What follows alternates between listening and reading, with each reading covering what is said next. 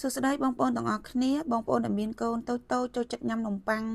ហុកកាយដូបងប្អូនអាចរៀនតាមវិធីនេះបាននំប៉័ងរបស់យើងទុកនៅក្រៅ3យប់ក៏នៅតែទន់ឆ្ងាញ់ដែរតោះបងប្អូនទៅរៀនធ្វើទាំងអស់គ្នាវីដេអូធ្វើនំប៉័ងយើងរៀងវែងតិចអញ្ចឹងបងប្អូនកុំភ្លេចតាមដានអត់ចំណាអញ្ចឹងមុនដំបូងយើងធ្វើការថ្លឹងទឹកដោះគោស្រស់បន្ទាប់មកទៀតយើងថ្លឹងម្សៅទឹកដោះគោថ្លឹងទឹកដោះគោខាប់ជាមួយនឹងស្ករសហើយបន្ទាប់មកទៀតទើបយើងធ្វើការគោះពងមាន់យើងចូលតែបងប្អូនឃើញនៅក្នុងក្បួននឹងរៀងច្រើនដោយសារខ្ញុំធ្វើចំនួន2ក្បួនបន្ទាប់មកយើងធ្វើការកូរទឹកដោះគោរបស់យើងឲ្យរលាយតិចទៅហើយបានយើងគ្របវាយកទៅដាក់ចូលក្នុងទូទឹកកកកន្លែងកកយើងដាក់រយៈពេល2ម៉ោងដើម្បីឲ្យទឹកដោះគោយើងឡើងកកពេលយើងធ្វើនំប៉័ងទើបយើងអាចធ្វើទៅបានជោគជ័យណាបន្តមកទៀតយើងធ្វើការថ្លឹងម្សៅមីរបស់យើងម្សៅមីគឺម្សៅសរសៃខ្ពស់បងប្អូនអាចដើររកទិញបាននៅហាងបាការីគឺគាត់មានលក់អញ្ចឹងយើងថ្លឹងម្សៅហើយយើងដាក់ចាក់មេនំប៉័ងចូលទៅក្នុងម្សៅរបស់យើងហើយបន្តមកទៀតយើងធ្វើការថ្លឹងប័រសាបត្រៀមទុកប័រសាបជាមួយអំបិលហ្នឹងគឺយើងដាក់ជាមួយគ្នាថ្លឹងជាមួយគ្នាតែម្ដងដើម្បីយើងត្រៀមទុកដាក់នៅចុងក្រោយគេបន្តមកទៀតយើងយកទឹកដោះគោរបស់យើងហ្នឹងទៅចាក់ចូលក្នុងធុងម្សៅរបស់យើងដើម្បីយើងត្រៀមធ្វើការកូរវារយៈពេលនៃការកូរម្សៅរបស់យើងហ្នឹងគឺរយៈពេល8នាទីអញ្ចឹង8នាទីហ្នឹងមុនដំបូងគឺយើងប្រើល្បឿនលេខ1ទៅដើម្បីកូរវាឲ្យចូលគ្នាសិនកុំឲ្យហុយម្សៅបន្ទាប់ពីកូរប្រហែលជា1នាទីហើយទើបយើងចាប់ដើមដំឡើងល្បឿនវាឡើងទៅលេខ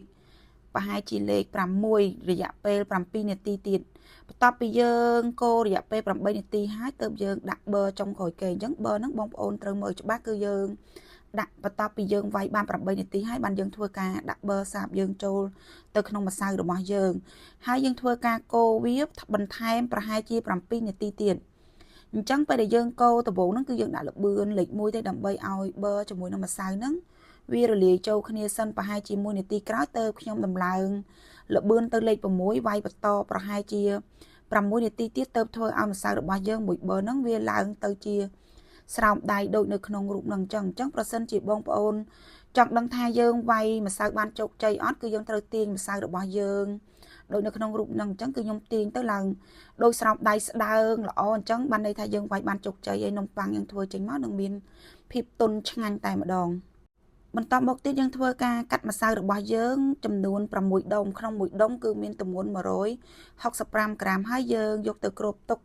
រយៈពេល15នាទីសិនទៅយើងអាចយកម្សៅនឹងមកធ្វើបន្តយើងយកមកលុញដូចនៅក្នុងរូបនឹងអញ្ចឹងគឺខ្ញុំលុញវាជាតង់ទី1សិនលុញនៅក្នុងរូបនឹងអញ្ចឹងបងប្អូនមើលតាមរូបភាពហ្នឹងទៅលុញអញ្ចឹងហើយទៅយើងចាប់ដើមយកម្សៅរបស់យើងហ្នឹងទៅគ្របទុកប្រហែលជា15នាទីទៀតទៅយើងចាប់ដើមធ្វើការលុញវាជាលើកទី2បន្ទាប់ពីយើងគ្របទុកបាន15នាទីហើយគឺយើងចាប់ដើមយកម្សៅពីទី1ពីដើមទី1មកយកមកធ្វើការលុញជាលើកទី2អញ្ចឹងបងប្អូនមើលទៅតាមរូបភាពហ្នឹងអញ្ចឹងគឺលុញដូចនៅក្នុងរូបភាពហ្នឹងអញ្ចឹងហើយពេលដែលយើងលុញហ្នឹងគឺបងប្អូនត្រូវទះវាឲ្យវាចេញខ្យល់ពីក្នុងនំរបស់យើងហើយធ្វើការលុញវាមូលវាមកតែពេលដែលយើងមូលមកហ្នឹងគឺបងប្អូនកុំមូលឲ្យតឹងខ្លាំងពេកអញ្ចឹងយើងមូលមកល្មមទៅបានហើយយើងរៀបដាក់ចូលទៅក្នុងប្រអប់របស់យើងបន្តមកទៀតយើងធ្វើការផ្អាប់ម្សៅរបស់យើងប្រហែលជា1ម៉ោងជាងនិយាយទៅគឺយើងការផ្អាប់ម្សៅហ្នឹងគឺយើងអត់មានកំណត់ទេដោយសារយើងត្រូវមើលថានំរបស់យើងហ្នឹងឡើងនៅក្នុងប្រអប់ហ្នឹងប្រហែលជា90%បានន័យថាវាជិតពេញបន្តមកទៀតយើងធ្វើការកម្ដៅឡរបស់យើងប្រហែលជា10នាទីហើយយើងយកនំរបស់យើងដាក់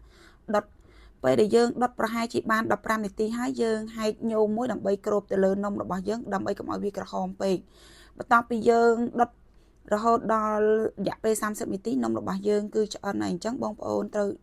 យកចេញភ្លាមពីក្នុងឡរបស់យើងហើយពេលដែលយើងយកចេញទៅគឺយើងធ្វើការទម្លាក់វាបន្តិចហើយយើងយកវាទៅដាក់ហាលនៅលើដែករបស់យើងដើម្បីកុំឲ្យវាបែកញើសហើយបងប្អូនអាចរកទិញបានម្សៅមីជាមួយនឹងមេហ្នឹងតាមហាង bakery គឺគាត់មានលក់ចាអរគុណបងប្អូនដែលបានទស្សនាវីដេអូដល់ចប់